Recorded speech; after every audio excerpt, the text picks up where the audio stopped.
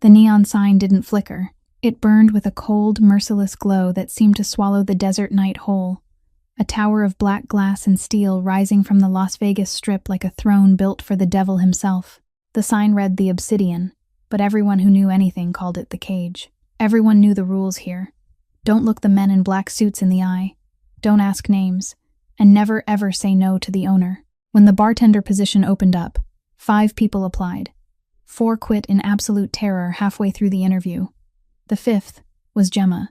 She was 26 years old, orphaned at 12, survived 2 abusive foster homes, carried $62 in her bank account, $80,000 in debt left by a husband who vanished into the night, and a younger brother in rehab she'd sell her soul to save.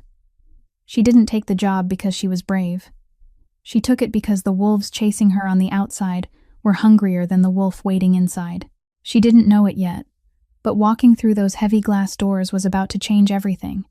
It would either save her life or end it, and somewhere on the top floor, a man named Jasper Drake, the king of Las Vegas's underworld, was about to meet the one woman who wouldn't bow. If you're hooked and want to see how this unfolds, smash that like button, share this with someone who loves a good dark romance, and subscribe so you don't miss what happens next. Now let's go back to the moment Gemma Lane stepped into the Devil's Den. Gemma's 2009 Honda Civic groaned as she turned into the rear parking lot behind the Obsidian, where Bentleys and Rolls-Royces lined up like sleeping predatory beasts. She shut off the engine and sat still for a moment, looking into the rearview mirror and meeting her own eyes. Dark circles, exhaustion, but not a hint of weakness. She stepped out, the click of her cheap heels tapping against cold concrete as she headed for the staff entrance, a heavy steel door with no sign. As if it didn't want anyone to find it, she knocked 3 times and waited. The door opened, a draft of air cold as a tomb's breath washing over her face, and there in front of her stood a man time seemed to have carved into with a knife, every line on his face etched hard. Bruno Castellan, white hair slicked straight back, a face full of scars like a map of a life steeped in violence, studied her from head to toe with steel-cold gray eyes. He didn't greet her. He didn't smile. He only asked, his voice roughened by cigarette smoke, did she know what kind of place this was? Gemma didn't blink. She answered that she did, and that she didn't talk to cops. Bruno watched her for 3 more seconds, then stepped aside and let her in. They moved through a long corridor with black velvet walls, crystal chandeliers glittering overhead like stars in hell, until Bruno stopped at a private elevator door. He swiped a card, the doors parted, and they stepped inside. The elevator carried them deeper, not up but down, into the earth, into a place sunlight had never touched. When the doors opened, Gemma had to hold her breath for a second. The Obsidian's VIP basement didn't resemble anywhere she'd ever seen. A long bar of black marble ran the length of one wall, bottles arranged like gemstones catching the soft gold light, black leather chairs, dark oak tables, and 20 men scattered around the room. They wore expensive suits, watches whose price could have fed Gemma for a whole year, and each of them gave off a quiet kind of power that made the air feel heavier. When she entered behind Bruno, the conversations faded into silence. 20 pairs of eyes fixed on her, not with curiosity, but with the gaze of predators measuring prey. Gemma kept her back straight, her eyes forward, and walked toward the bar as if she belonged there. Bruno pointed to the spot behind it and said curtly, "Stand there and don't do anything stupid." She had just set her hand on the bar's icy stone when a voice rose from the corner of the room, high and sharp like a madman's laughter. "Oh, look what Bruno dragged in, a little lost bunny." Gemma turned her head. The man approaching had a shaved skull, a long scar cutting through his left eyebrow, and eyes that danced with the unstable energy of a bomb about to go off. Phoenix Carver. She remembered hearing someone whisper that name as she passed through the hallway. He leaned against the bar, his gaze sliding over her with the amused interest of a cat watching a mouse. "Hey, Bunny," he said. "Pour me a whiskey, and let's see if your hands shake." Gemma looked at him for 3 seconds, then turned to the shelves, took down a bottle of 30-year Macallan, poured a neat glass with precise movements and not the slightest tremor, and pushed it toward him. $400, she said, as calmly as if she were naming the price of filtered water. Phoenix lifted a brow, the scar on his forehead tightening. $400 for one drink. You trying to rob me? Gemma didn't blink. "The whiskey is $400, she said. "The attitude's free, but if you want service with a smile, that'll cost extra." The room went dead silent. Gemma could feel every stare stabbing into her back like knives, and for a heartbeat she wondered if she'd just signed her own death notice. Then Phoenix laughed, loud and echoing across the room, his head tipping back, his body shaking with delight. "I like this girl," he said, turning to Bruno. "She's got guts, Bruno. More guts than all the men in this room put together." Bruno said nothing, but the corner of his mouth lifted, a gesture so small it was almost invisible, and he gave a single nod. "All right," he told Gemma. "You're on a trial shift tonight. Do well, and you come back. Do badly, and don't ever let me see your face again." Gemma nodded, and when she turned back to the bright bottles lined up in front of her, she let herself breathe out softly. She didn't know she'd just passed the first test of countless tests still to come, and she knew even less that somewhere on the top floor of this building, a man was watching her through the security camera feed, and for the first time in years, he felt curious about a woman. Gemma had just set the Macallan back onto the shelf when the sound rang out, the chime of the private elevator in the corner of the room, a clear, delicate note that somehow carried the weight of a death sentence. She sensed the shift before she saw anything. The air in the room suddenly congealed, as if someone had sucked all the oxygen away. Conversations died right on people's lips, and Phoenix, who'd been laughing out loud a minute ago, went silent as if someone had flipped a switch. The elevator doors slid open and a man stepped out. For the first second, Gemma didn't even know what she was looking at, because this man didn't enter the room. He took possession of it, 6'1", broad-shouldered, hair black as ink with a few silver strands at his temples, and eyes the color of deep whiskey, the kind aged in oak barrels for 30 years, dark and dangerous. A scar ran from the left corner of his mouth down to his chin, not making him uglier, but turning him into something like a sculpture of violence carved to perfection. The black suit he wore was tailored down to every stitch, hugging his body like a second skin, and the Patek Philippe on his wrist caught the light each time he moved.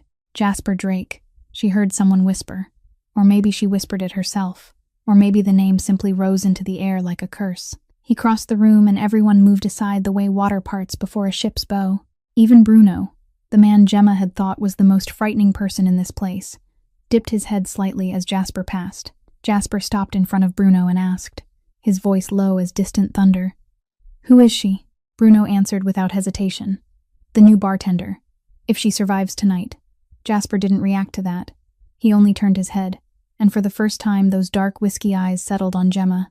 She felt the stare like physical weight pressing against her chest, as if he were looking straight through her skin, through her cheap old clothes, through every wall she'd built around herself for 26 years. Jasper walked to the bar, unhurried, each step firm and deliberate, and stopped across from her with only the cold black marble between them. "Macallan," he said. "Neat." Gemma turned back to the shelves and told herself her hands wouldn't shake. They couldn't shake. They didn't have the right to shake. She took the bottle down, poured a glass with the same steady motion she'd done 1,000 times, and slid it toward him. Jasper lifted the glass, brought it to his lips, took a small sip, never taking his eyes off her the entire time. Then he set it down and asked, as calmly as if he were asking about the weather, "Are you afraid of me?" Gemma held his gaze, and she didn't know where this courage came from. Maybe from those starving nights in foster care. Maybe from the times she'd been beaten and still gotten back up. Maybe from the $62 in her account and the $80,000 of debt hanging over her head. But she answered without the slightest tremor in her voice. "I used to be afraid of a lot of things, but now I'm only afraid of not having money to pay my rent." The room was so silent Gemma could hear her own heart. 1 beat, 2 beats, 3 beats. Jasper looked at her, and for a brief moment, she saw something flicker in those whiskey dark eyes. Not anger, not contempt, but something she couldn't read. Then he placed a $100 bill on the bar without another word, turned his back, and walked away. The elevator doors closed behind him, and the room seemed to wake from a trance. Phoenix let out a long whistle, stepped up beside Gemma, and said with a mix of admiration and disbelief, "You just talked to Jasper Drake like he was a normal customer. Do you know who he is? He owns this city. He's the king, and you just looked the king in the eyes without bowing your head." Gemma picked up the $100 bill, folded it, and slipped it into her pocket. She didn't answer Phoenix, because she was too busy trying to keep her knees from buckling. She'd just passed the most dangerous test of her life, and she didn't know whether that made her safer, or only pushed her deeper into the wolf's mouth. After Jasper Drake disappeared into the elevator, the room slowly returned to its usual rhythm. But Gemma knew there was nothing usual about this place. She worked through the next hours like a perfectly programmed machine, pouring drinks, polishing glasses, memorizing everything. As she polished the glasses, she subconsciously flicked open her silver Zippo lighter, a small habit she'd kept for years to calm her nerves during long shifts. She learned faster than she'd thought she could. The man in the gray suit in the left corner drank Hennessy XO and was never to be looked in the eye because he was a federal judge. The guy with the snake tattoo on his neck only drank Beluga vodka and could be spoken to if he spoke first. The three men at the round table near the door weren't to be served directly but only through Phoenix because they were from a Chicago Mafia family in the middle of negotiations. Every face was a piece of the puzzle, every drink a lesson, and Gemma swallowed it all into her memory as if her life depended on it, because it did. Around midnight, she noticed the presence of a man she hadn't seen before. He was 6'7", shoulders as wide as a doorway, dark-skinned, head shaved to a glossy sheen, and eyes cold as dead fish. He stood in the corner like a statue, not talking, not drinking, only watching everything with the stare of someone who'd seen death too many times for it to be anything but boring. Phoenix leaned over the bar and whispered into Gemma's ear that was Orion Vance, former Navy SEAL, now Jasper's right hand for security, and if she ever saw him move toward someone, she should pray that person wasn't her. Gemma nodded and kept working. But she kept Orion in her sight the way you kept a tiger in a room. Around 1 a.m, the incident happened. A young man, maybe just past 30, wearing an expensive suit but soaked in sweat, was caught cheating at the poker table in the room next door. Gemma didn't see what happened. She only heard a strangled scream, and then she saw Orion Vance dragging the man across the room like a rag doll, his massive hand clamped around the back of the victim's neck like he was grabbing a kitten. They vanished through a door at the end of the hallway, and a few minutes later the screams came through, choked, painful, desperate, then cut off abruptly as if someone had switched off a radio. The room kept running as if nothing had happened. The men kept drinking, kept talking, kept laughing. Gemma felt her stomach tighten, but she didn't let it show on her face. She kept pouring, her hands steady, her eyes calm. Bruno watched her from the corner of the room, and when their eyes met, he gave a nod so small it was almost invisible, a sign of acceptance.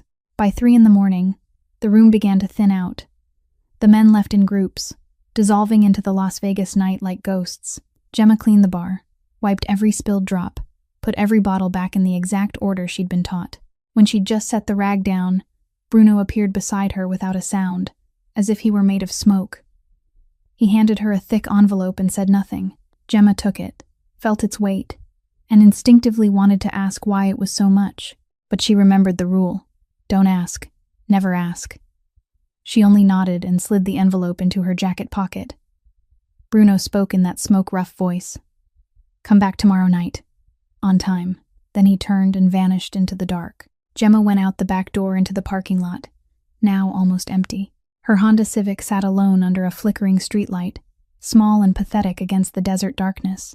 She climbed into the driver's seat, locked the doors, and only then opened the envelope. Inside were $2,000 in cash, all hundreds, crisp, as if they'd just been printed. She counted it twice to be sure, then sat there in the dark, staring at the money in her hands. $2,000 for one night of work. Enough to pay for Noah's rehab for a month. Enough to buy more time before the debt collectors caught up with her.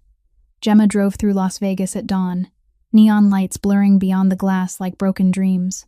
She reached her shabby studio apartment downtown, where the paint peeled from the walls, where the neighbors sold drugs right out in the hallway, where she'd lived for the past 6 months like a rat in a hole. She sat on the edge of the bed, looking at the envelope of money in her hand, and for the first time in months, she felt something like hope. But she wasn't naive. She knew she'd just signed a contract with the devil. She knew this money didn't come free. She knew what she'd witnessed tonight, the choked screams, the sudden silence, was only the tip of the iceberg. But the devil paid well, and she had a little brother she needed to save. Gemma lay down on the bed without changing, her eyes fixed on the cracked ceiling. She'd come back tomorrow night. She'd keep pouring drinks, keep silent, keep pretending she didn't see anything. And she'd survive, no matter the cost.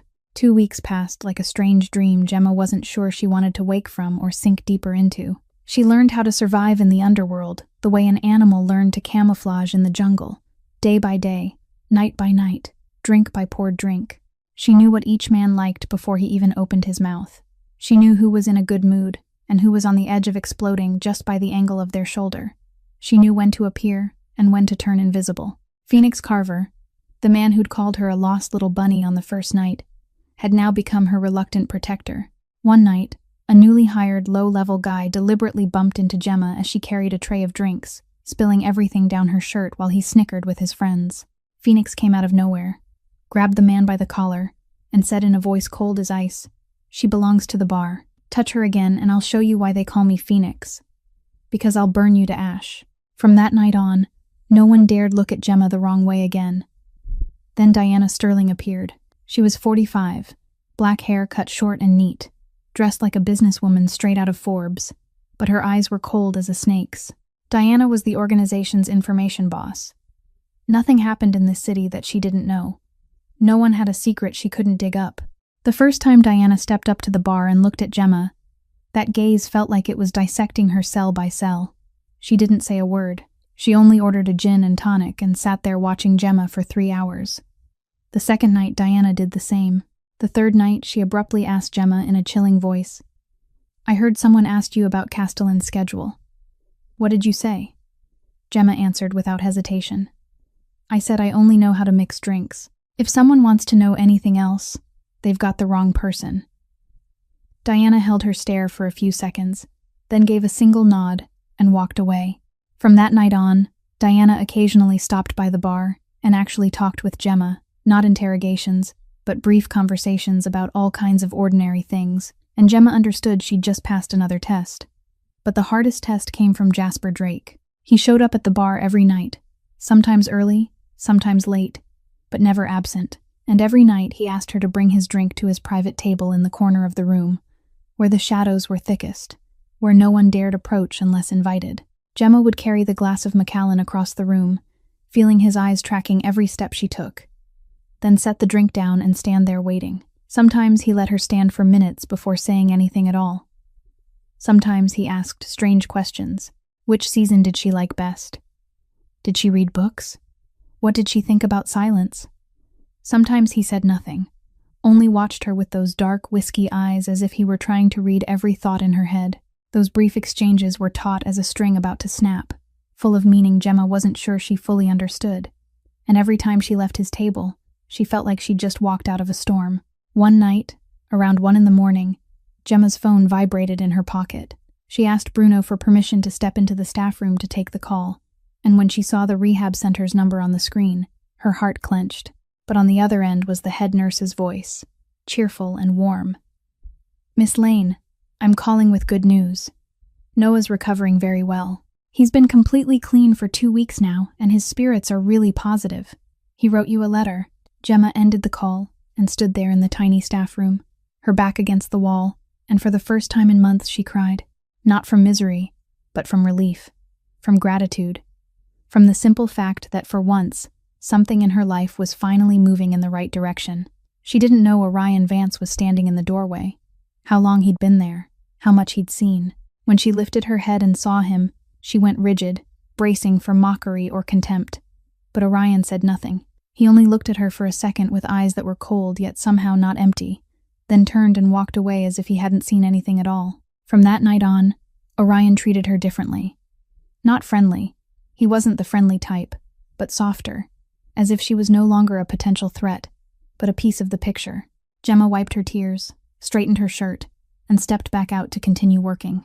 But as she stood behind the bar and looked across the room, with Phoenix laughing with someone, with Diana sipping her gin and tonic and nodding at her, with Orion standing motionless like a statue in the corner, with Bruno speaking seriously to another man, she realized something that both frightened her and, strangely, made her feel steadier. She was starting to belong here. The killers, the bosses, the ghosts of the underworld were, somehow, becoming her family. And when Jasper Drake's gaze caught hers through the crowd from the corner of the room, when he lifted his glass toward her in a small gesture that was almost invisible, Gemma understood she'd fallen in too deep to turn back. That night began like every other night, but Gemma should have known that in this world, peace was only the pause before the storm. The man was a VIP guest from New York, a real estate tycoon with business ties to Jasper, and he'd been drinking too much since the moment he walked in at 10 o'clock. Gemma recognized the danger signs early, the way he stared at her for too long, the way he deliberately brushed her hand when he took his drink, the way he leaned over the bar and cracked jokes that made her want to gag. She kept her distance, kept her professional face, and hoped he'd get so drunk he'd forget she existed. But he didn't forget. Around 1 a.m, when Gemma turned her back to grab a bottle from the high shelf, he suddenly reached over the bar, grabbed her hair, and yanked hard. Gemma was jerked backward, her back slamming into the edge of the bar, pain ripping through her scalp so fast she couldn't even scream. He dragged her across the black marble, glasses shattering with a harsh clatter, and he laughed with that disgusting drunken sound. "Don't get all high and mighty with me. I know what kind you are." The room froze. Phoenix shot to his feet but didn't get the chance to move. Bruno's hand went to his gun but he didn't draw. Orion took one step forward, then stopped. Because Jasper Drake was there. Gemma didn't know where he came from. She hadn't heard footsteps. She hadn't seen a shadow move. He simply appeared, standing right behind the drunk man, silent as death. He didn't say a word. He didn't need to. The man must have sensed something. Maybe the cold coming off Jasper's body. Maybe the last shred of survival instinct cutting through the alcohol haze, because he abruptly let go of Gemma, as if he'd touched burning coals. He turned and saw Jasper, and all the color drained from his face. "Mr. Drake," he stammered, his voice shaking. "I was just joking. I'm sorry. I didn't know she was yours." Jasper still didn't speak. He only looked at the man with those amber, predatory eyes, and in that gaze Gemma saw something even more terrifying than anger, total indifference, as if the man in front of him wasn't worth a single word. Jasper gave a small nod toward Orion. Orion stepped in, grabbed the man by the collar, and pulled him away. Not brutal, not gentle either. And the man vanished into the hallway shadows, without daring to say another word. Gemma stood there with one hand gripping the bar to keep herself steady, her scalp still throbbing, her heart pounding like it wanted to break through her ribs. Jasper turned to look at her, and for the first time he spoke to her directly, in a voice that wasn't an order. "Come with me." She followed him into the private elevator, up to the top floor, a place she'd never set foot in before. The doors opened and Gemma stepped into Jasper Drake's office. The room was as large as an apartment, glass walls looking out over the glittering sprawl of Las Vegas below, dark interiors of walnut and black leather, a massive desk at the center, and the faint scent of sandalwood lingering in the air. Jasper pointed to the leather chair across from the desk and said, "Sit." Gemma sat, not because she was obeying, but because her legs were truly shaking. Jasper went to the liquor cabinet, but instead of pouring whiskey, he poured a glass of water and set it in front of her. "Drink," he said. "You're in shock." Gemma took the water, swallowed a sip, and tried to steady her breathing. Jasper sat down across from her, not behind the desk but in a chair directly in front of her, close enough that she could see every detail of the scar that ran from his mouth down to his chin. They sat in silence for a moment.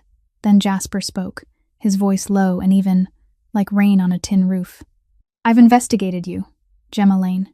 Gemma lifted her head to look at him, and before she could react, he kept going. Orphaned at 12. Parents died in a car accident. Raised in 2 foster homes, both abusive.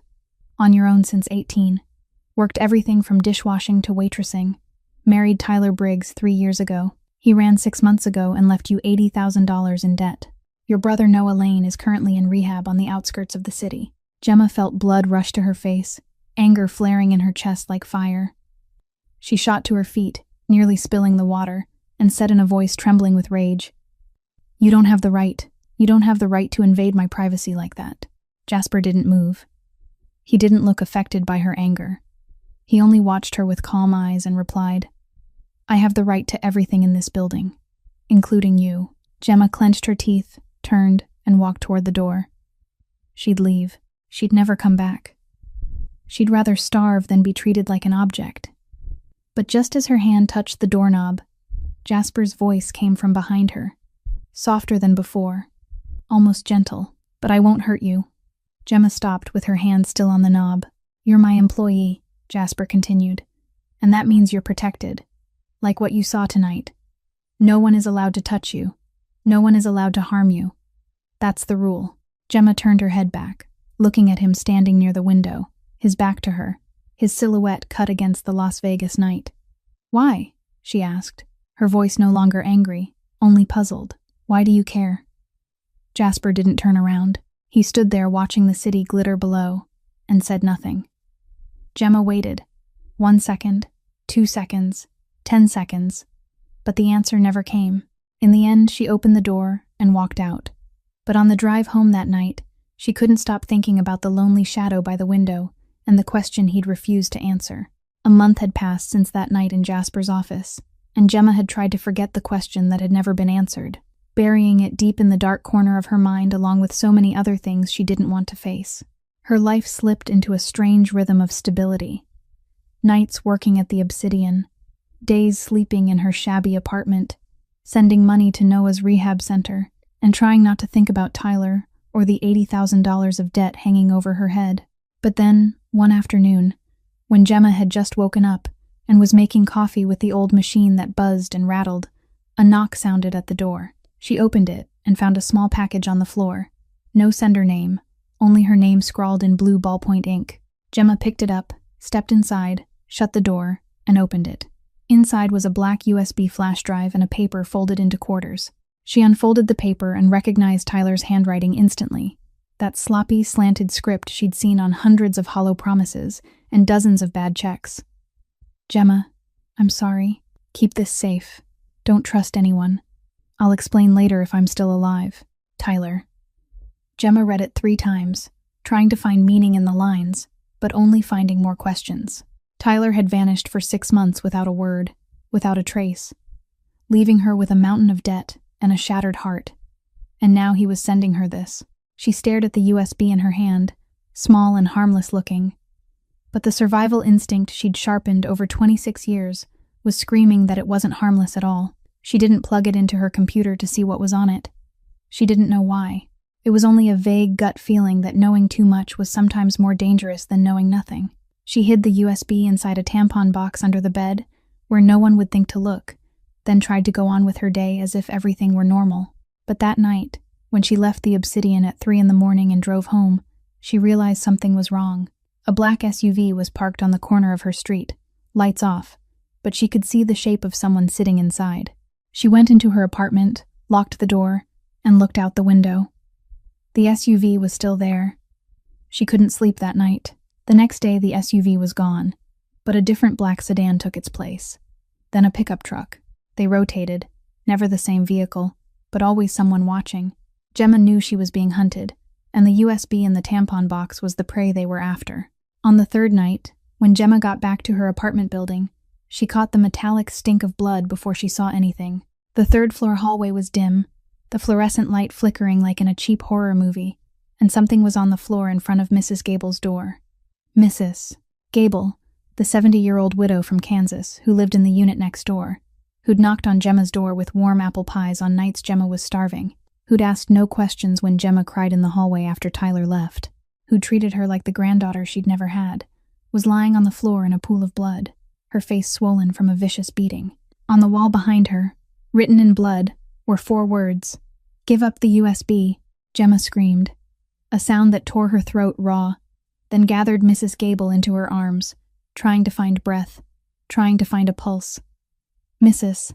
Gable opened her eyes, clouded with pain, and whispered in a voice thin as a dying breath, "Run, child. They'll come back. They're looking for something. Run." Gemma sobbed, tears dropping onto her face, and said she'd call an ambulance. She'd be fine. But Mrs. Gable shook her head, emotion so slight it was almost invisible, and she gripped Gemma's hand with fingers gone cold. "Good girl," she whispered. "Live, child." Then she closed her eyes and didn't open them again. Gemma didn't know how long she sat there, holding Mrs. Gable's body in her arms, her tears soaking her shirt.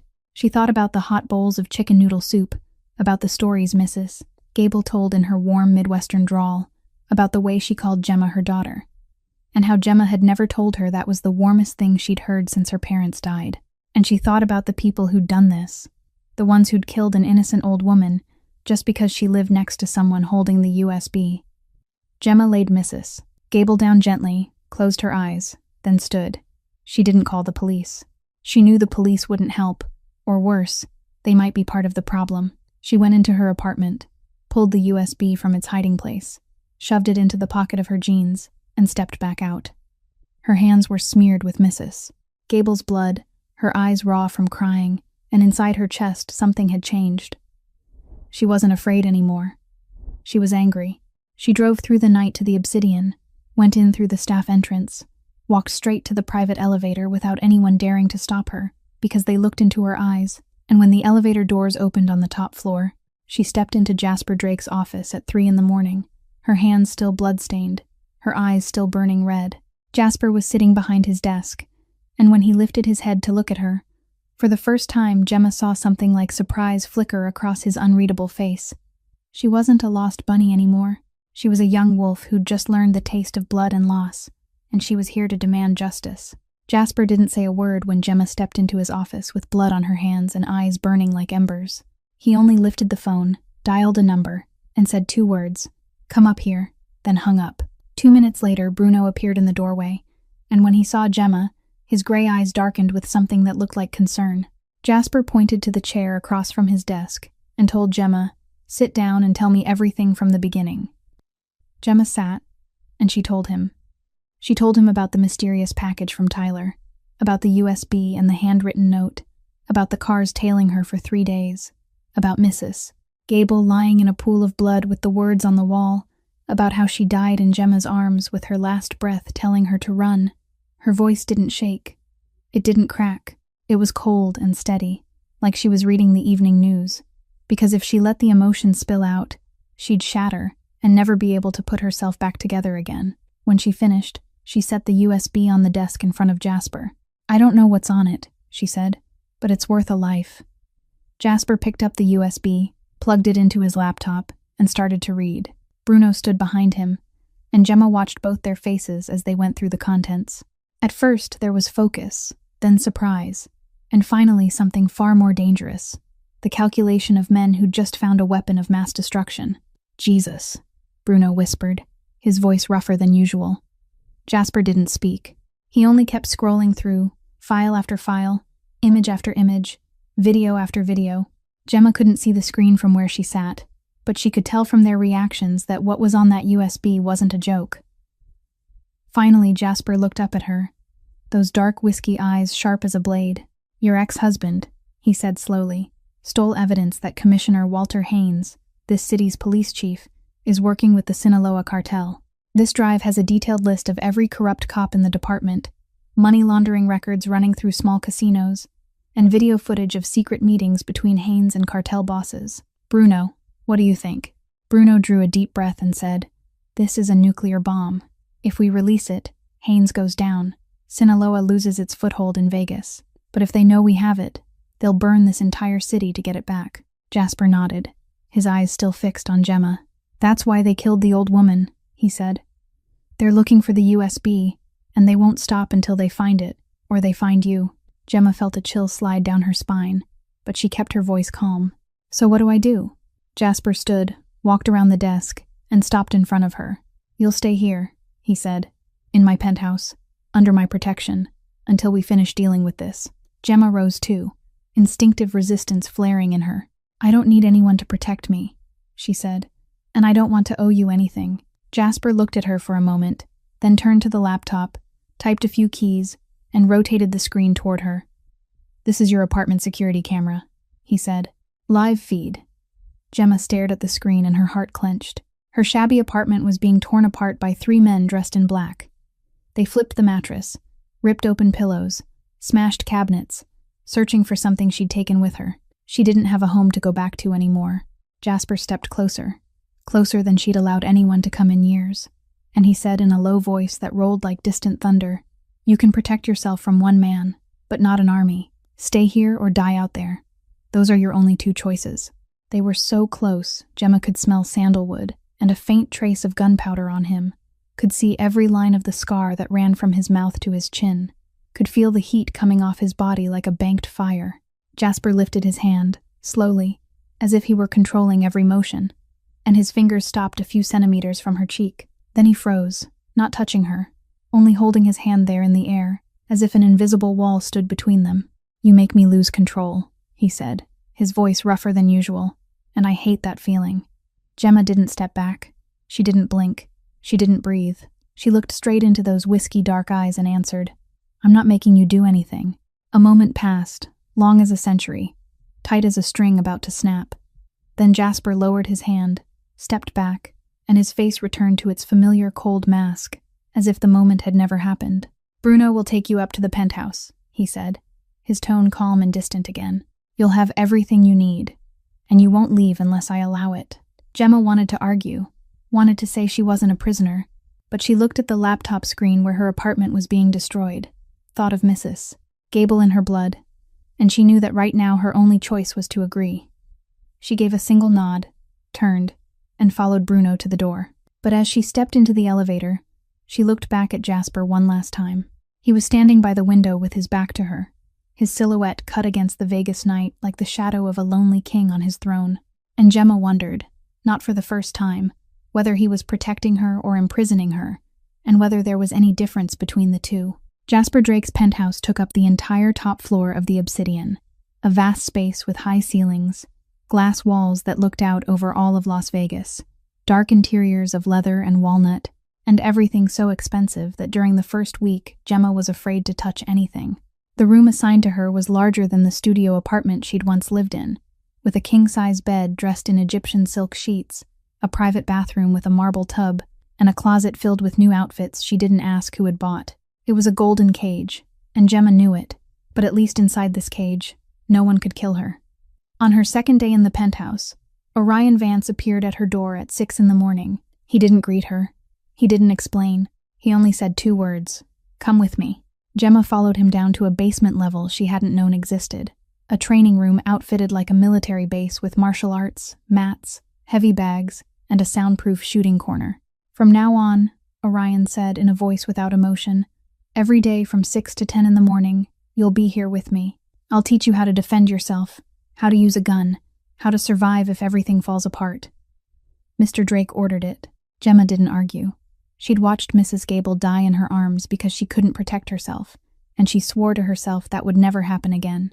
She trained as if her life depended on it, because it did. The first week, her body ached so badly she couldn't lift her arms to brush her hair. The second week, her reflexes started to sharpen. Her strikes began to carry force. The third week, Orion handed her a Glock 17 and taught her how to shoot. She absorbed everything so quickly that even Orion, a man who never seemed impressed by anything, had to lift his head when she hit the target 10 shots in a row on her 5th session. "You've got talent," Orion said, his voice still flat but his eyes holding something like acceptance. "Most people take months to reach this level of accuracy." Gemma didn't answer. She only reloaded and kept firing, and every bullet that tore through the target was a piece of fear leaving her body. Sometimes, while she trained, she could feel another presence in the room. She didn't need to turn around to know Jasper was standing in the doorway, watching her.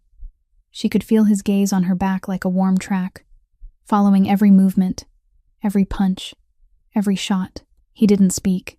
He didn't comment. He only stood there for a while and then disappeared. But each time it happened, Gemma trained a little harder, as if she were trying to prove something to him or to herself. Dinner was the strangest part.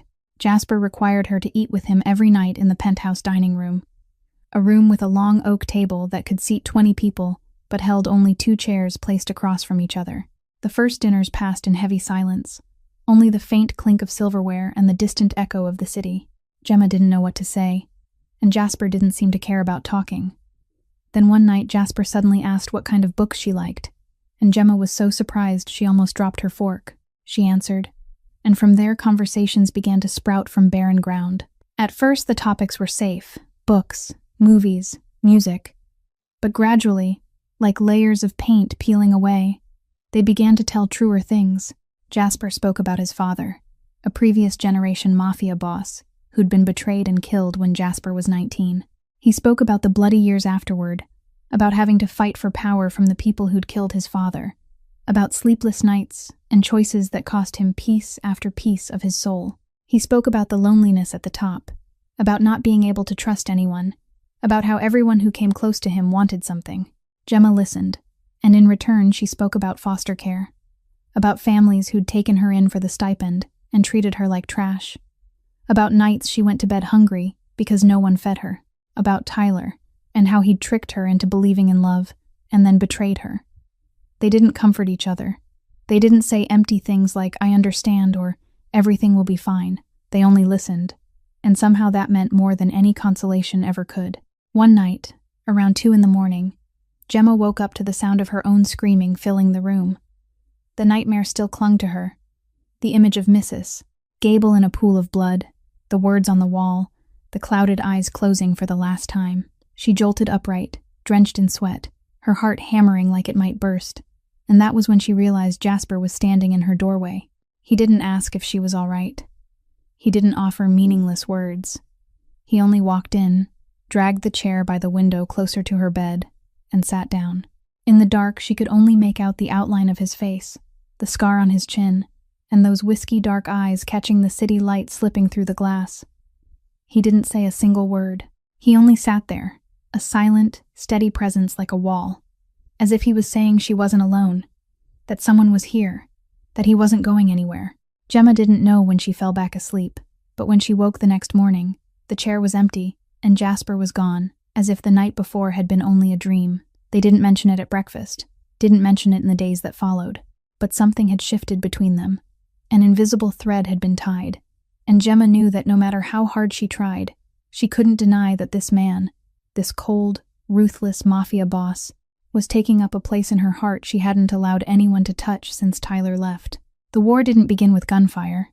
It began with the wail of police sirens. One morning, Commissioner Walter Haynes struck first, raiding one of Jasper's legitimate businesses, a high-end restaurant downtown, on allegations of tax evasion and money laundering. They arrested 5 of Jasper's men, seized the records, and left a message that didn't need to be spoken out loud. Hand over the USB or this is only the beginning.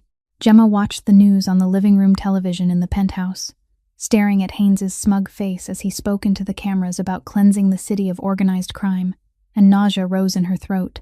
She knew that face. She'd seen it in the videos on the USB, sitting there laughing with cartel bosses while they discussed how to split the profits. Jasper hit back that very night. Through underground sources and corruption-exposing bloggers, he leaked a small portion of the evidence, just enough to spark questions, suspicion, the first hairline cracks in Haynes's polished public image. The press started digging. Hard questions were thrown at press conferences. Gemma could see fury burning in Haynes's eyes each time he appeared on television. But the Sinaloa cartel didn't play politics. 2 days after the leak, a Mexican man showed up at the Obsidian and demanded to see Jasper. Gemma wasn't allowed in that meeting, but she could guess the content from Bruno's face when he came out. Paler and tighter than she'd ever seen. They threatened an all-out strike, Bruno told her afterward, his voice rough. If we don't hand over the USB in 7 days, they'll burn everything down. Jasper refused, Gemma said. It wasn't a question. Bruno nodded. He told them if they want war, he'll give them war. The days that followed moved under tension, drawn tight as wire. More men were assigned to the Obsidian. Weapons were checked and distributed. Evacuation plans were drafted. Gemma kept training with Orion, but now every drill carried a new weight, an urgency she could feel in every punch, every shot. Then one afternoon her phone buzzed with a call from the rehab center. Noah will be discharged in 2 weeks, the head nurse said brightly. He's completed the program and he's ready to return to normal life. Gemma ended the call and stood there in the training room with the gun still in her hand, and for the first time since all of this began, she felt real fear. Not fear for herself, but fear for Noah. If Haynes or the cartel found her brother, they'd use him to threaten her, to force her to hand over the USB, and she knew she wouldn't be able to refuse. She meant to tell Jasper. She meant to ask for his help, but she didn't know how to say it without sounding like she was begging. That evening Bruno knocked on her door. He stood in the doorway, stern, but with something softer in his eyes, and said she should know Mr. Drake had sent 4 men to her brother's rehab center. They'd protect him 24/7 until this was over. That was the order he gave this morning. Gemma couldn't speak for a moment. She only stood there looking at Bruno, trying to process it. Jasper had known her fear before she'd said a word, had acted before she'd had to ask, had protected the person she loved without making her owe him anything. "Thank you," she said to Bruno, her voice unsteady. But the truth was, she wanted to say it to Jasper. Late that night, When she couldn't sleep and wandered into the living room, she found Jasper standing alone on the balcony, a glass of whiskey in his hand, staring out at the glittering city below. She slid the glass door open and stepped outside, the cool desert night wrapping around her. Jasper didn't turn, but she knew she was there. She walked up beside him, leaned against the railing, and they stood in silence for a long time. "You should leave," Jasper said at last, his voice low and more tired than she'd ever heard it. "When it blows up, it'll be bad. I can't promise I'll protect you." Gemma looked at him, at the scar on his chin, at those whiskey-dark eyes now heavy as a sky before a storm, and she said she didn't need promises. She'd been running her whole life, from foster care, from Tyler, from herself. She didn't want to run anymore. She needed a place to stand and fight, and this place, beside him, was the place she chose. Jasper turned to look at her, and in the dim city light, she saw something in his eyes she'd never seen before. Something soft and vulnerable behind the ice. "You're not like anyone I've ever met," he said. Gemma gave a small smile. "You're not either, and I'm not sure that's a good thing or a bad thing." And then Jasper Drake did something she didn't expect. He laughed, a real laugh, not cold, not mocking, but the laugh of a man who'd forgotten how to laugh and had just remembered. He set his whiskey on the railing, turned to face her fully, and lifted his hand. His fingers touched her cheek, gentle as if he was afraid she'd disappear, and she could feel them trembling slightly. Jasper Drake, the king of Las Vegas's underworld, the man the whole city feared, was trembling when he touched her. Gemma didn't step back. She didn't blink. She didn't breathe. She only stood there and let him touch her as if she were something precious, something worth holding with care. Then he bent down and kissed her. The kiss was slow, tender, restrained, as if he feared she'd break if he pressed any harder. Gemma closed her eyes and kissed him back, and in that moment, on the balcony of the Black Tower overlooking the city of sin, she forgot Haynes. She forgot the cartel. She forgot the USB and the war about to come. She only knew his mouth on hers, and the feeling that for the first time in her life, she was exactly where she belonged. 3 nights after the kiss on the balcony, hell opened its doors. Gemma was asleep when the first explosion hit, shaking the entire building like an earthquake. She jolted upright, her heart slamming, and at that exact moment, the lights died, darkness swallowing the room. Seconds later, the gunfire began, not 1 or 2 shots, but a relentless barrage, echoing up from the lower floors like metallic hail. Her door burst open, and Orion appeared in the strobing glow of the emergency lights, a rifle in his hands, his face carved from ice. "Come with me," he said, short, no explanation. Gemma didn't need one. She'd known this was coming. She just hadn't expected it to come this fast. She threw on clothes and ran after Orion down the hallway, the gunfire growing closer, louder with every step. "They're coming up from the basement," Orion said over his shoulder. "Sinaloa and Haynes's mercenaries, at least 30. They've breached the security system." They pounded down the stairs, and on the level below, Gemma saw the war zone. The obsidian had become a combat zone.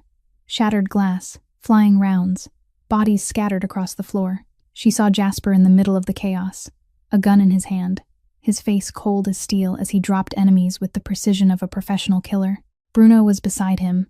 Phoenix was tucked behind a concrete pillar returning fire, and the others, Jasper's men, were fighting to hold every inch. Orion shoved Gemma into a small room at the end of the hall. "Here," he said. "This is the safe room. You stay here until it's over." Gemma looked inside. Steel-lined walls, no windows, a table and a few bottles of water.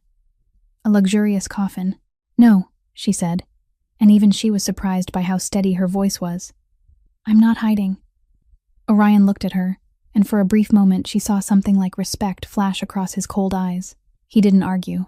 He only drew a Glock from his waistband and handed it to her. "Aim for center mass," he said. "Don't try to be a hero, and don't die." Then he vanished into the hallway darkness, and Gemma stood there with the gun in her hand, her heart pounding like a war drum, but she wasn't afraid. She ran toward the gunfire. She didn't run away. The weeks of training with Orion had changed her, not just her body but her mind. She wasn't a victim anymore. She was a fighter. She found cover behind the bar in the VIP basement, the place where she'd once stood pouring drinks like it belonged to another lifetime. From there she could see the battlefield, and she saw Bruno. He was firing toward the elevator doors. not knowing a mercenary was slipping up behind him, gun raised, finger on the trigger. Gemma didn't think. She lifted the Glock, aimed the way Orion had taught, drew a breath, and squeezed. The shot tore through the mercenary's shoulder. He went down screaming, his gun clattering away across the floor. Bruno spun, saw the attacker on the ground, then looked toward Gemma with eyes wide in shock. "You've got guts, kid," he shouted over the gunfire, half stunned, half impressed. But they were losing. Even with Jasper and his men fighting like demons, the enemy had numbers, and the ammunition was running low. Jasper saw it, and shouted the retreat order through the storm of gunfire. Gemma ran with the group through a hidden door behind the bar she'd never known existed. They plunged into a pitch-black tunnel, damp air, and the stink of old concrete, their footsteps pounding like drums of war. The tunnel led to an underground parking bay, where a black armored SUV was waiting. Jasper drove, Bruno rode shotgun, Orion, Phoenix, and Gemma piled into the back, and they shot out of the building like a bullet into the night. Gemma looked back through the rear window and saw the obsidian burning, orange flames licking up into the Las Vegas sky like a funeral pyre for Jasper Drake's empire. They drove through the night, across the Mojave Desert, down nameless roads Gemma hadn't known existed. 2 hours later, they reached a safe house, a concrete fortress in the middle of nowhere, thick walls, a steel door, and nothing around it but sand and scrub. Inside, they counted the damage. Jasper had a wound on his arm, a graze where a bullet had clipped him, but he didn't seem to notice. Bruno had bruises. Phoenix's shirt was torn. Orion was untouched, as if bullets were afraid of him. And Gemma, she was still standing, her hand still wrapped around the Glock, her heart still beating, alive. But they knew it wasn't over. Less than an hour after they arrived, headlights appeared on the desert horizon. Haynes and the cartel had tracked them. They were surrounded, low on ammo, no reinforcements, but they still had the USB, and they still had each other. Jasper stared through the small window, his whiskey dark eyes burning with something that wasn't fear but the resolve of a man with nothing left to lose. He turned to Gemma, and in that moment, in the darkness and danger, he didn't speak, but his gaze said everything. No matter what happened, he wouldn't let her die, even if it meant he'd die in her place. The gunfire stopped abruptly, as if someone had flipped a switch, and the silence that followed was more terrifying than the sound of bullets. Gemma knew this wasn't good. Silence in war meant the enemy was setting something up, and she didn't have to wait long to find out what. A loudspeaker crackled to life outside, echoing across the desert night. The voice of a man confident and powerful. "Jasper Drake, this is Commissioner Haynes. I know you're in there. I've got a simple offer. Hand over the USB and the girl, and everyone else can walk away in peace. No one needs to die anymore tonight." Jasper stood by the window with his back against the concrete wall, a gun in his hand, and he answered with a shout that cut through the thick walls. "Go to hell, Haynes." A pause. Then Haynes laughed through the speaker, cold and smug. "I figured you'd say that," Haynes said.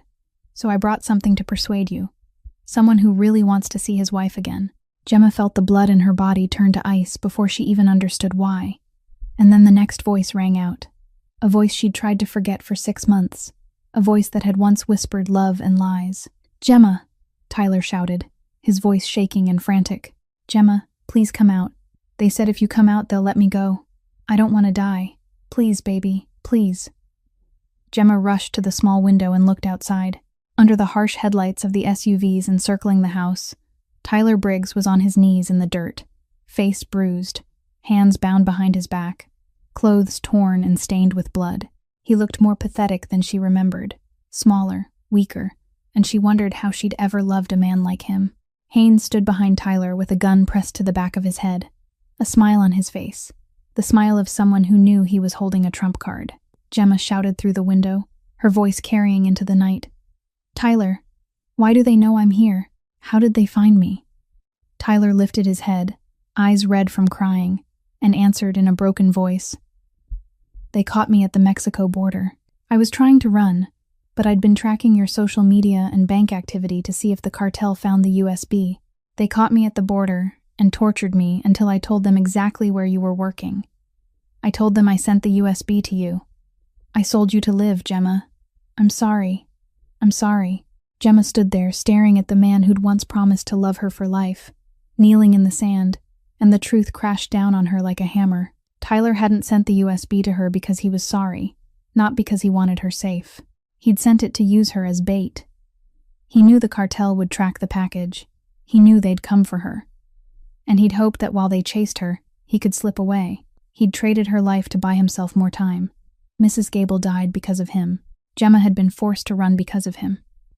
Everything she'd lost, all the blood that had been spilled, was because of a coward who didn't have the courage to face the consequences of his own actions. Gemma felt something in her chest break apart, but it wasn't her heart. It was the last remnants of the old girl, the girl who'd loved Tyler Briggs, who'd believed his promises, who'd dreamed of a normal life with him. That girl died right here, in this moment, and what rose from the ashes was someone else entirely. Gemma turned and looked at Jasper.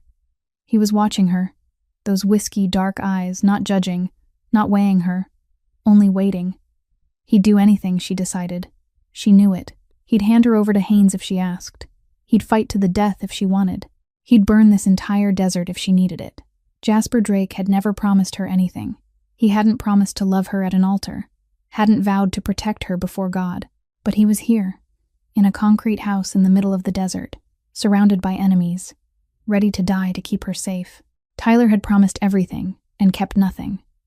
Jasper had promised nothing and was putting everything on the table. Gemma held Jasper's gaze, and her voice was so calm it surprised even her. "Orion," she said, without looking toward the massive man in the corner holding a sniper rifle. "From this position, can you hit Haynes?" Orion looked out the window, judged the distance and the angle, and gave a single nod. "I can," he said, "but he's using your husband as a shield. If I miss, I'll hit Tyler." Gemma looked back out the window at Tyler kneeling under the headlights, tears running down his battered face, his mouth still shouting and begging her to save him. She remembered their wedding, the white dress bought on sale, the small church in the suburbs, and the vows he'd spoken. "I promise to love you. I promise to protect you, in sickness and in health, till death do us part." Death hadn't parted them. His cowardice had. Gemma turned back to Jasper and said, her voice steady, "I'll make him move out of cover." Gemma explained the plan in a voice as calm as if she were talking about the weather instead of placing her life in the hands of fate. She would step outside, hold up the USB as bait, and when Haynes got distracted and moved out of his position behind Tyler, Orion would take the shot. Jasper listened, and when she finished, he said a single word. "No." Gemma looked at him, not surprised. "Too dangerous," Jasper said, his voice drawn tight like steel wire. "You'll be standing in front of 20 guns. All it takes is one idiot panicking and pulling the trigger, and you're dead." Gemma answered, her tone still even. "Then do you have a better option? How many bullets do we have left?" "Enough for another firefight. The FBI backup you contacted won't arrive for 2 more hours. We don't have 2 hours. Haynes will blow this house apart before dawn." Jasper fell silent, jaw clenched, and Gemma knew he didn't have an answer, because there wasn't one. Bruno spoke from the corner, his voice rough and exhausted. "She's right. This is the only way. If Orion drops Haynes, the mercenaries lose their head. Nobody gets paid for a dead man." Orion nodded once. "I won't miss." Jasper looked at each of them. Then his gaze settled on Gemma. He stepped closer, close enough that she could see every line of the scar running from his mouth to his chin, and he took her hand. His hand was warm and rough, his fingers tightening as if he was afraid she'd vanish. "If you die," Jasper said, his voice low and trembling in a way she'd never heard before, "I'll burn this city down. I'll kill them one by one. I'll turn Nevada into hell on earth." Gemma smiled and lifted her hand to touch his cheek. "Then you'd better make sure I don't die," she said. Then she turned and walked toward the front door before he could stop her. She opened it and stepped outside into the blinding headlights, into the muzzles of 20 mercenary rifles, into the greedy stare on Haynes's face when he saw her appear. In her hand, raised high above her head, was a small silver object flashing under the lights. "Cease fire," Haynes shouted, and the gunfire died. Everyone stared at her like she was a god holding their fate in her hands. Tyler let out a breath, a thin sigh of relief, and Gemma could see him smiling, believing she'd come to save him, believing she still loved him, believing everything would be fine. "Give it to me," Haynes said, his voice smug as if he'd already won. "Come closer and hand it to me, and then we can all go home." Gemma walked forward, step by slow step, and stopped 10 meters away. She looked at Tyler, at the bruised face smiling at her, and she spoke in a voice that carried through the desert night. "Tyler," she said, "you promised to love and protect me before God. You swore you'd stand by me in riches and in poverty, in sickness and in health. But you sold me. You used me as bait to save your coward life. You let them kill an innocent old woman because of you.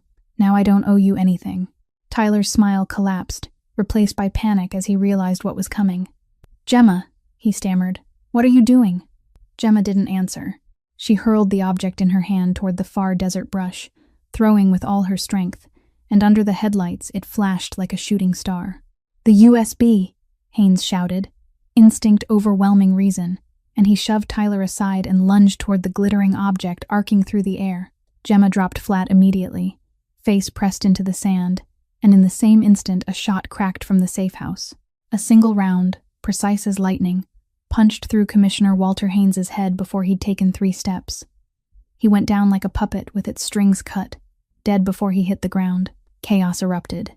The mercenaries lost their leader, lost their paymaster, lost their reason to fight. Some ran for their vehicles. Some froze, not knowing what to do. And in that moment, the safe house door slammed open and Jasper led the counterattack. Gunfire erupted, shouting, engines roaring as the survivors fled into the black night. The battle ended faster than it began. When silence returned, Gemma rose, brushed sand from her clothes, and saw Tyler on his knees, shaking and sobbing. He looked up at her with pleading eyes. "Gemma," he said, his voice broken, "please save me. We can start over. I'll change. I promise." Gemma looked down at him and felt nothing. No anger, no pity, nothing left at all. Only the emptiness where love had once lived. "There's no us, Tyler," she said, her voice cold as the desert at midnight. She turned to Jasper beside her, his gun still in hand. "Get him out of Nevada. If he comes back, bury him in the desert." Jasper nodded to Orion, and the huge man stepped forward, grabbed Tyler by the collar, and dragged him away like a bag of trash. Tyler's pleading grew fainter, then vanished into the dark. Jasper glanced toward the brush where Gemma had thrown the flashing object. "What about the USB?" Gemma smiled and reached into the back pocket of her jeans, pulling out the real USB. "I threw my Zippo lighter," she said. "Picked up a few tricks working as a bartender." Jasper looked at her, and on his face, for the first time, Gemma saw something that looked like real admiration. Then he smiled, a quiet laugh deep in his chest, and he stepped forward and pulled her into his arms. He kissed her in the Mojave Desert, among the dead and the wind moving through the brush, while dawn bled red across the eastern horizon, and Gemma kissed him back, because for the first time in her life, she knew she was exactly where she belonged. 3 months after the blood-soaked night in the Mojave Desert, the Obsidian opened its doors again. The black glass tower rose from the Las Vegas Strip, like a phoenix reborn from ash, bigger, more magnificent, and more dangerous than ever. The new neon sign burned through the night, no longer a warning but a declaration of power to the entire city. The USB had been delivered to the federal FBI through Jasper's lawyer, an unspoken deal signed in exchange for immunity from prosecution and a promise that the Obsidian would be allowed to operate without interference. Commissioner Walter Haynes was exposed as corrupt even after death, his image in the press shifting from crime-fighting hero to the biggest criminal in the history of the Las Vegas Police Department. The network of dirty cops he built collapsed like a sandcastle, dozens arrested, hundreds investigated, and the whole system forced to restructure from the ground up. The Sinaloa cartel, stripped of its protection inside the government, decided to withdraw from Vegas for the time being to avoid the FBI's attention. They'd come back. Gemma knew that. But that was tomorrow's problem, not today's. Gemma Lane didn't stand behind the bar anymore. She didn't pour drinks for bosses. She didn't bow her head and stay silent. She wasn't the girl with $62 in her pocket and wolves at her heels. Now she sat beside Jasper Drake in every meeting, every important decision of the empire.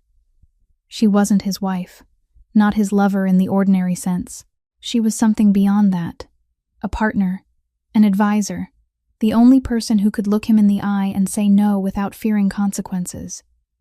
She didn't wear old thrift store clothes anymore. Her closet now held perfectly tailored suits, expensive heels, and jewelry whose price could have kept her alive for a year back then. But even as her appearance changed, she was still herself, sharp, direct, unwilling to bow to anyone. When she stepped into the conference room, the most dangerous men in Las Vegas fell silent. When she gave an order, they obeyed without argument. They called her the Queen of the Night behind her back, and she knew it. But she didn't care about titles. She only cared about never having to kneel to anyone again. Noah had left rehab 2 months earlier, healthy, clean, and full of hope, in a way Gemma hadn't seen in her brother since they were kids. He was working in the Obsidian's accounting department now, a safe job with good pay and 24/7 protection he didn't even know he had. Gemma met him once a week for dinner, watched him smile and talk about his new life, and for the first time in years, she didn't have to worry he'd die in some dark alley with a needle still stuck in his arm. Tonight, with the city below blazing in neon like a paradise of sin and dreams, Gemma stood on the penthouse balcony and looked down.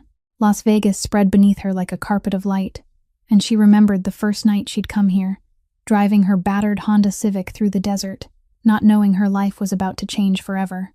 Footsteps behind her, then Jasper's warmth as he came to stand at her back, his arms wrapping around her waist. They stood like that for a long time, saying nothing, only watching the city they ruled together. "Do you regret anything?" Jasper asked, his voice low and warm against her ear. Gemma thought about the question. She thought about the shabby downtown studio, about starving nights when she couldn't afford food, about Tyler and his hollow promises, about Mrs. Gable and the steaming bowls of chicken soup on cold days, about blood on her hands and screams in the night. She'd lost a lot to get here. She'd traded away innocence, trust in people, and a piece of her soul she wasn't sure she'd ever get back. But she'd found a lot, too. She'd found strength she didn't know she had. She'd found family among outlaws. She'd found love in the last place she'd expected. "No," she answered, calm and certain. "I lost a life, but I found a life worth living." Jasper kissed her hair, the familiar scent of sandalwood and gunpowder wrapping around her like a warm blanket. "You know," he said, "you walked into my bar looking for a job, but you walked out with my heart. I didn't plan on letting you take it, but you took it anyway." Gemma turned in his arms and looked up into those whiskey-dark eyes that 3 months ago had been ice-cold and now warmed every time they looked at her. "So, what are you going to do about it?" she asked. Jasper lifted a hand to stroke her hair, his fingers threading through the black silk strands. "Keep you forever," he said, "if you'll allow it." Gemma smiled, the smile of a woman who'd been through hell and survived, a woman who wasn't afraid of anything anymore. "I'm not allowing it," she replied, "but I'm not going anywhere either." Jasper laughed, then bent to kiss her, and Gemma closed her eyes and let herself sink into the kiss. When they pulled apart, she looked out and saw a black car parked on the corner below, watching the building. Sinaloa, maybe, or a new enemy, or just someone curious. She didn't know, and she wasn't afraid, because she wasn't alone anymore.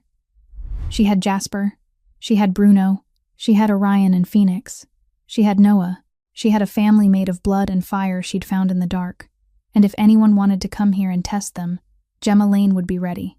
She'd gone from a girl with $62 in her pocket to the queen of Las Vegas's underworld, and she wouldn't let anyone take what she'd fought to claim. And that is the story of Gemma Lane, the girl who walked into a Mafia bar with $62 in her pocket looking for a paycheck, and walked out with a family and a spine made of steel. Tyler Briggs promised to love and protect her at the church altar, swearing before God that he'd stand by her in every circumstance. But when danger came, he sold her to save himself without a second thought. Jasper Drake promised nothing that night in the dark bar.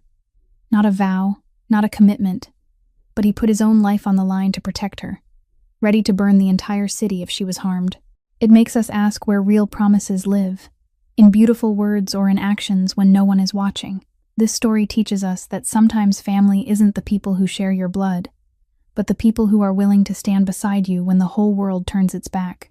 It reminds us that real strength doesn't come from never falling, but from getting back up every time you're knocked down. And most of all, it shows us that a painful past doesn't define us.